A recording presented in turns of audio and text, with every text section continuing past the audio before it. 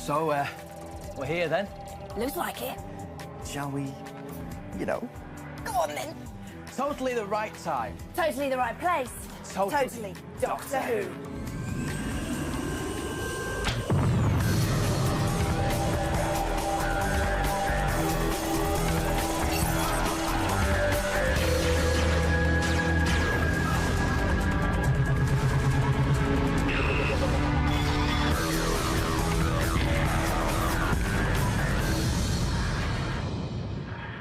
And this is it.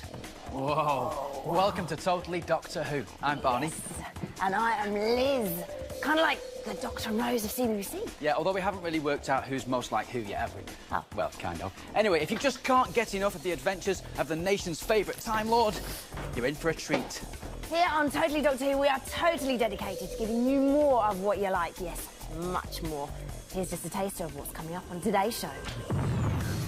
We go behind the scenes with the man himself, David Tennant, to find out how his very first day on set went. It's in the can, you can't get rid of me now. Take an exclusive look inside Companion Academy, the only place on the planet allowed to put cadets through their paces, ready for the Doctor. And we chew the fat with Noel Clark, alias Mickey Smith, long-suffering boyfriend of Rose Tyler and occasional unwitting hero. You might be wondering how we could possibly fit all that good stuff into just one show. Well, all I have to say is time and relative dimension in space. And that's not easy to say. Very impressive. Can I just point out, please, how huge this moment is right now? How big this moment is? I don't think I can contain myself. Oh, please do. It's bad enough in rehearsals. No one should have to witness that puddle. Yeah, sorry about that. But it's our first guest. It's the one and only Noel Clark, a.k.a. Mickey Smith. Hello. Welcome. Number one. To Totally Doctor Who. Sit down, make yourself comfy. It's good to see you. Ah, it's good to see you. You may fall asleep while you're there, by the way. It's Lovely. on for yours, isn't it? Now, Noel, before we get down to the nitty-gritty, let's take a look at your reaction as the ever-faithful boyfriend of Rose Tyler. Here he is, Mickey Smith. Wheelie bins, What's all Celine, that? slime, Santa's. It all kicked off in Series 1, but what can we expect from Series 2? Well, Series 2, we've got loads of major kickage offage. You know, we've got like we've got Cybermen coming. Yeah, we've heard. Cybermen, man. I mean, like the coolest ever. We have K9. Oh, good. K9, Sarah Jane, who's like one of the Doctor's old companions from like back in the day. We have loads of stuff going on. It's going to be really, really great. And what about poor old Mickey? Is he getting a kickage offage as well? Well, Mickey's actually doing some kickage. Oh, great. Yeah, he is getting cooler. He's getting cooler, yeah. He gets a bit braver, he gets a bit cooler, and it's, you know, so it's a different Mickey. It's the evolution of Mickey, if you will. So is the Doctor a bit nicer to him this time? Because the old Doctor used to get his name wrong. What? Or did he? Well, yeah, you know, he did call him. Hang on, you can't do that and then start talking. What do you mean, or did he? Well, he called him the wrong name a couple of times. But you know, listen, the Doctor is a very clever alien. You know, he's an alien. He's over 900 years old, as we know. He's a very, very clever man. So you know, I'm just going to leave it. I'm thinking you're an alien. You know what? Well, I'm gonna watch. maybe. Oh, that's good. I'm watching that to find out what happens with the name thing. Thomas Burns Scully has sent a question in. Thanks, Thomas. Of all the Doctor Who creatures seen throughout the years, which one would you most want as a pet? I think, surprisingly, I'd have to say a Slitheen. After your thing in the kitchen with one? Really? Yeah, because They're you know quite cute, I think. they are quite cute. You know, they got like a kind of baby face. And if you made friends with one, you know, you could have them hidden in a little human suit, and then you could go out and hang out and stuff like that. And they can be so handy. So handy. You get locked out of your house and you ain't got the spare keys. Pop your arm out.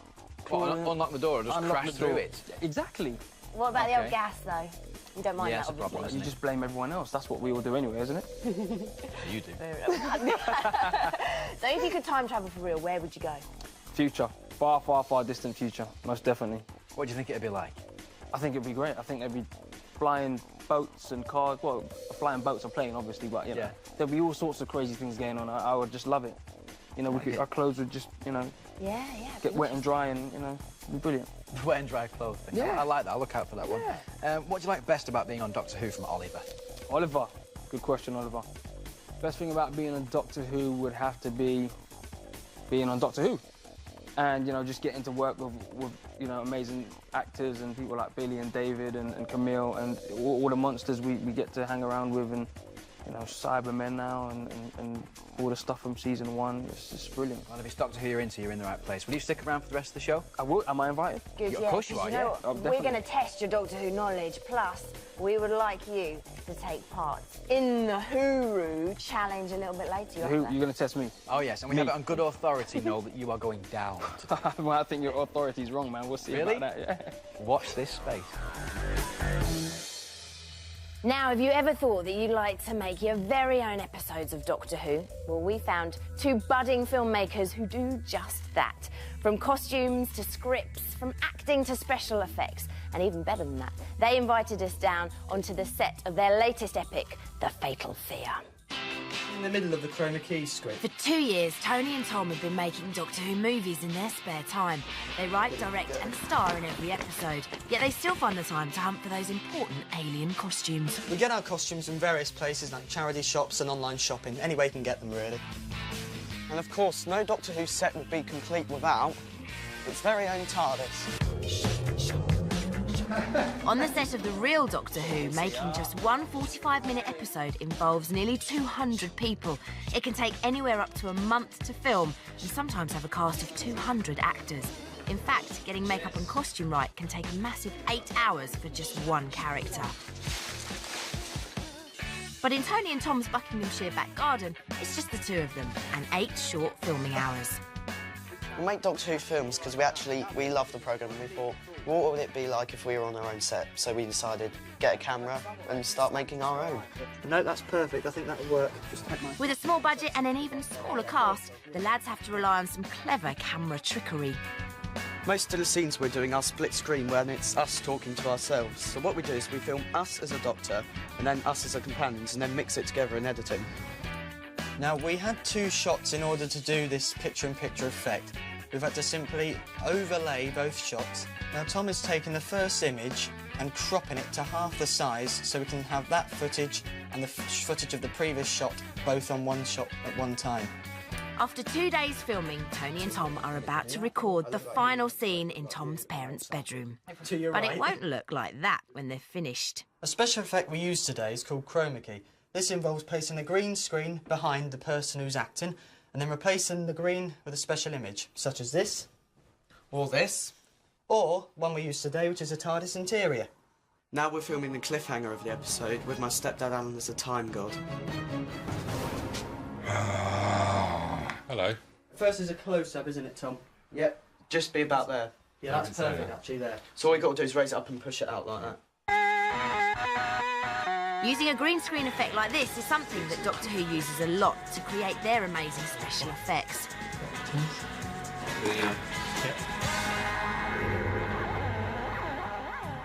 The filming's finished, so Tony and Tom's next job is to edit everything together. It takes them about 8 hours. And here's a sneak preview of all their hard work.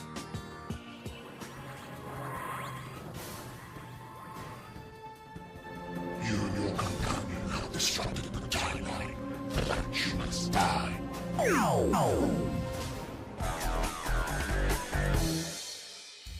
Well, what happens next? It's a cliffhanger. I guess some of these things we'll just never know, Liz.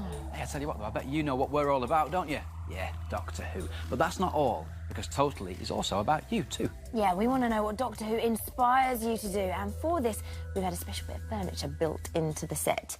This is the Totally filing cabinet. Now, it may look like just a normal old filing cabinet to you, but there is something pretty special about it. It has a very cool feature. It's bigger on the inside and it appears on the outside. Sound familiar? The only problem is, though, it tends to get a bit messy and things get a bit cluttered. So could you just help me out with this, please, Liz? That's the Sycorax staff there. If you could just take that, thank you. Also, we've got a very scary Santa mask. Do you want that as well? Scary, yeah. There you go. I am looking for something. Oh, hang on. There we go. That's what I'm after. This is a picture that's been sent in by Sophie and Natasha Brown. Look what their dad did to the shed. He's turned it into a TARDIS. They're looking very happy with the Daleks stood next to them. They're very brave girls. But how cool is that? We love this sort of stuff. Yeah, So, I love that. But what are you going to file file it under? S for Sophie or N for Natasha? M for marvellous. Oh, There we okay. go. I Lovely. see.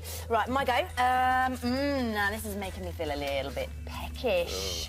Sophie Wadsworth had a birthday. She's aged 9 now, and she got this canine cake. How yummy does that look?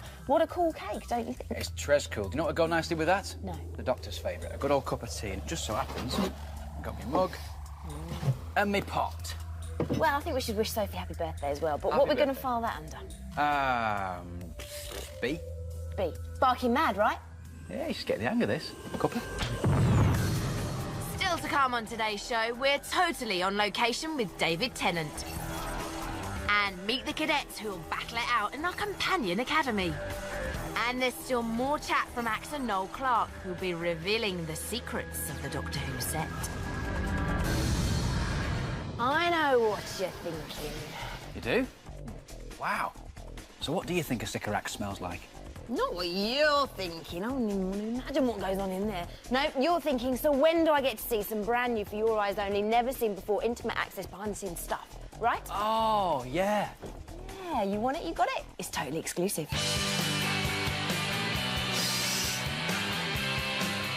It's another damp day in West London, and the new Doctor, David Tennant, is getting ready to film his very first scene. You think about all the glamour that goes with the idea of being Doctor Who. The first time he struts out in the middle of a car park in West London, he's wearing middle-aged slippers, pyjamas, and a very fetching fleece dressing gown. The great thing about David is, for him, that's just all part of the magic of Doctor Who. Magic which also involves programmes sometimes being filmed practically in reverse order. The logic of shooting, it's almost the end of the episode. So we're having to talk through with the artists everything that's gone on in the episode. After the big confrontation with the Sycorax, we get zapped back to Earth. Where are we? We're just off Bloxham Road. Well, first of all, we celebrate their demise, and then myself and the Prime Minister have a bit of a standoff because she behaves rather poorly, in my estimation. That was murder. That was defence. But they were leaving. OK, cue!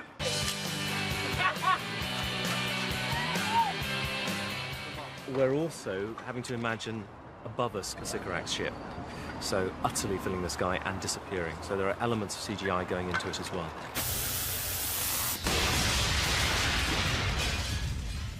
And as the dust finally settles, how does the new Doctor feel after his first day on the job? It's in the can, you can't get rid of me now. I've got a feeling there's going to be some aliens that are going to try. Yeah, me too. Now, the universe of Doctor Who is vast and always expanding. There are exciting new worlds and characters constantly being discovered by the Doctor and Rose.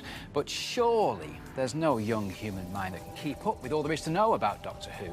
I mean, that kind of stretchy, overfilled brain would belong to somebody quite special. A guru, perhaps. Oh, no. How about a hooroo? Yep, this is the part of the show that we like to call the Who-roo. Now, from what you lot have been telling us, you just can't get enough hard Doctor Who fact. So we're going to put that theory to the test in a head-to-head battle of the brains. The winner will be hailed and worshipped as only a Who-roo should be, but the loser will have to hang their head in shame and sulk for at least a week. Now, competing this week for the prestigious title of Who-roo is Karen Mills. She's 13 years old. Now, trying to block her attempts this week is Noel Clark from London. Now, Noel can bite his own toenails. Be very afraid, Karen. Now, Karen, how have you been preparing for this challenge? Oh, just brushing up on absolutely everything there is to know. Oh, look at that look. No, what would it mean to you to be crowned the first Who-roo? Well, to be the first hero would be spectacular, and I'll be King Clarke. The reign of King Clarke will begin. You like that title, don't you? Yeah. OK, then, and so too the challenge. You're going to be against the clock, because Doctor Who is all about time. You're going to take it in turns to ask each other questions that are Who-related. Karen, you're going to go first. The person at the end with the most points at the end of the time wins the title of Guru, Guru, and also something very personal, which you've both brought in. So, Karen, you've got this. What's this? This is the dragon, which I painted several years ago. You don't want to give that away, do you? No. Because Noel's got to win that off you. OK, Noel, what have you brought in? I brought in my very own personal K9 T-shirt that I was given a series to, and it's been everywhere with me, to LA, to Wales, to everywhere. It's great, so I don't want to give it away. OK. Right, let's have 90 seconds on the clock. Karen, you will ask the first question.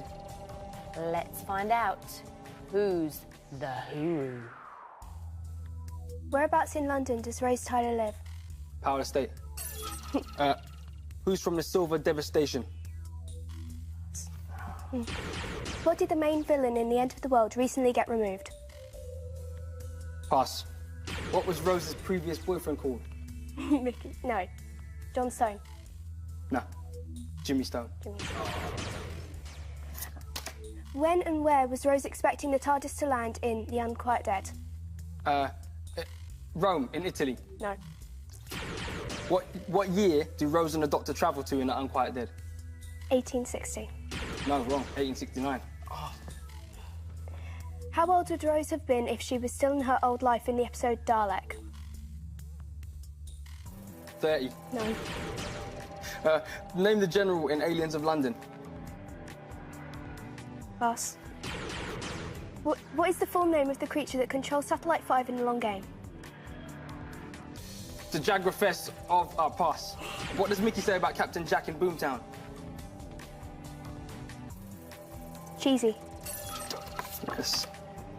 How was the Doctor able to escape from the police in World War III? Pass.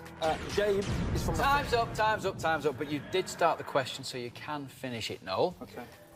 This will mean that Karen wins if she gets this right. Okay. Jabe is one of the Forest of Cheam. Name one of the others. Pass. Oh, it's a tiebreaker, one each. Okay, we need a tiebreak question now, Lisa. I have got a tiebreak question, okay? The first person to shout out the right answer is the Huru. Yeah, okay. Ready?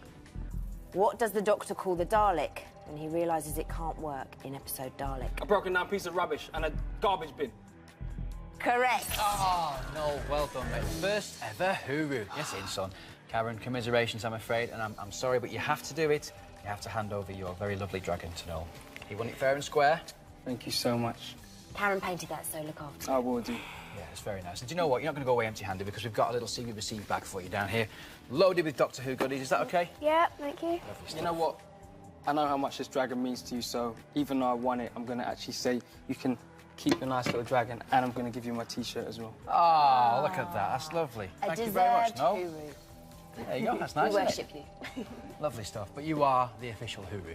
Right. Well done, son. Thank you. More Huru next week. Who's it going to be? Now, saving the planet and stopping the destruction of the human race is a full-time job, and one that can't be done alone. Even a Time Lord needs someone to turn to in times of trouble. Take the Doctor. He's had his fair share of companions, hasn't he? He's got Rose Tyler, Captain Jack, and if we're being nice, Mickey Smith. But would you be able to help the Doctor out if he knocked on your front door? Well, that's what we wanted to know. So we're running something here on Totally called Companion Academy.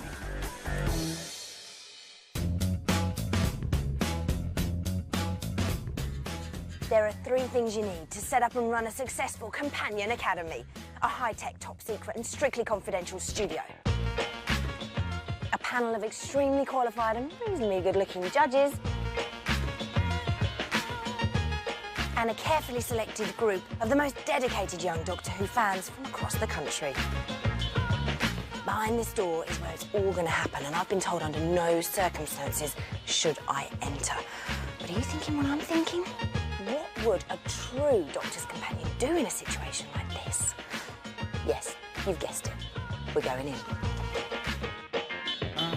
This is the heart of Companion Academy.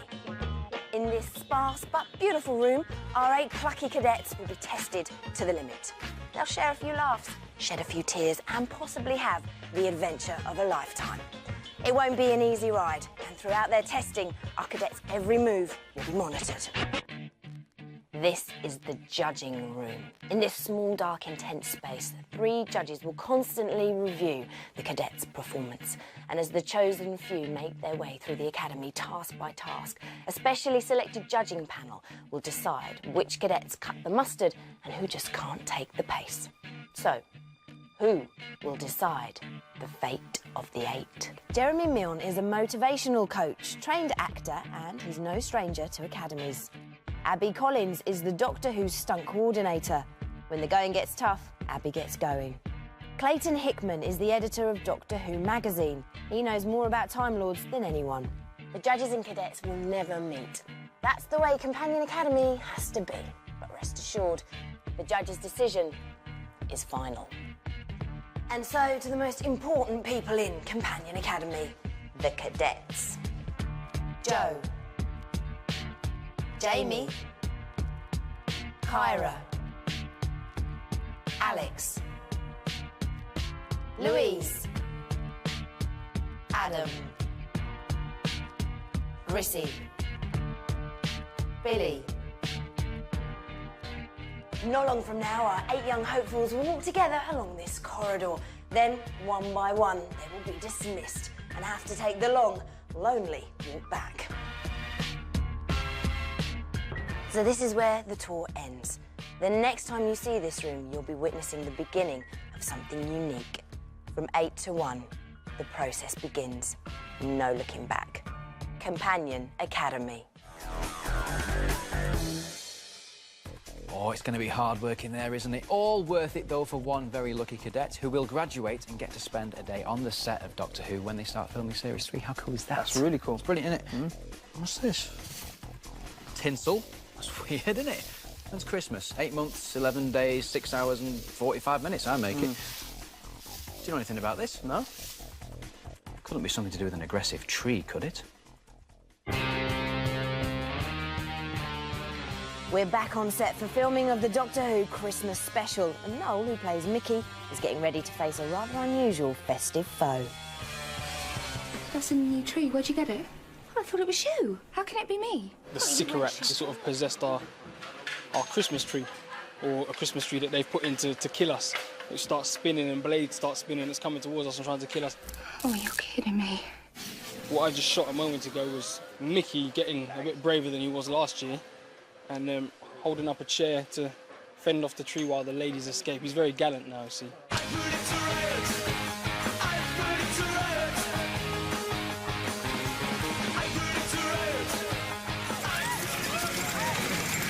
It's a bit weird, especially when all you're trying to do is concentrate on being Mickey and juddering and being scared. The alien Christmas tree is going to be put in later with a computer, so the chair Mickey's holding has been rigged with explosives to break the legs off at just the right moment. On the CGI, it will look a lot scarier than it actually looks in there, but I guess with the camera behind it, that must look quite scary.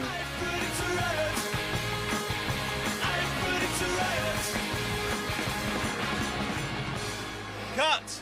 It's crazy, you know, it makes me not want to put my Christmas tree up this year. You know what? You're supposed to look forward to Christmas, aren't you? I'm not so sure now. Yeah, don't stand by that Christmas tree. Quite scared. Anyway, one thing I always look forward to is looking into the huge, massive filing cabinet. There's lots of stuff been sent in by you. Thank you very much. What can we see? There's some brilliant stuff in here. I'm going to have a rummage because I want to show you this. Craig from Fife in Scotland has sent in this picture, and there's a story behind it. He's written a story for Doctor Who all about the fire people, and this is an evil volcano, and basically they have hot orange skin with fire running through their veins. It sounds gruesome, but it's a great story. Thanks what a for great that, Doctor Who baddie as well. Thanks, Craig. We'll roughly do this side. You go that end, I'll go this. I love this filing cabinet. It's great. Never know what you're going to find. Well, I've just found a picture. Emma Short and her brother Tom from Stoke-on-Trent. It says on the back here that Emma, Tom and their dad made this Dalek. Lovely stuff, so that Tom can hide inside it and scare his grandma when she comes round. Go on, Tom. Now, we love stuff like this. You don't have to just send us, like, you know, the Daleks that you've got, or just pictures. You can send us anything you want to. You can send us videos, you can send us any photo that you've taken of the TV. Maybe you're acting out a Doctor Who episode. You can send us that as well. Yeah, or perhaps maybe that funny-shaped crisp, you know, at the bottom of the crisp packet that looks a bit like a Dalek. You can send us absolutely anything. This is totally Doctor Who, and it's totally for you. Ah, I like what you did there. Thank you. Let me give you the email address. You know where to send your stuff to. totallydoctorwho@bbc.co.uk. Or you can post stuff through our letterbox at Totally Doctor Who, PO Box 5158 CF5 9BD. Hey, Liz. What are you up to? Catching up with the first TARDIS-ode, you know, the mini kind of Doctor Who scene that you get on your mobile. Oh, yeah. Yeah, it's a taster of the next episode of Doctor Who. Oh, of course. What happens in it? Yeah, well, it's got cat nurses in, but if you want to know any more, you're going to have to download it off the Doctor Who website and see for yourself. Oh, fair enough. Well, in that case, I'm guessing you won't want to see what's on here. It's not, is it? What, the first ever episode of the brand new series that no one's seen before? It's empty. It's in the player. Roll it! Well, that is almost it for the first Totally Doctor Who. I can't believe we've got to go already. And Noel, you're a busy man, but hopefully not too busy to come and see us again. No, I would love to. Lovely. It's been great That meeting would be you. good. It's a shame we just ran out of time. But we do know somebody who's got all the time in the world, don't we? And then some. Yes, we do. And we'll be back soon for more Totally. Tune in to Totally and watch the Time Lord performing this spectacular stunt. And things get a little catty on location as we go behind the scenes of Doctor Who's makeup department. Plus, in the studio answering your questions, the man himself, David Tennant. See you in the future.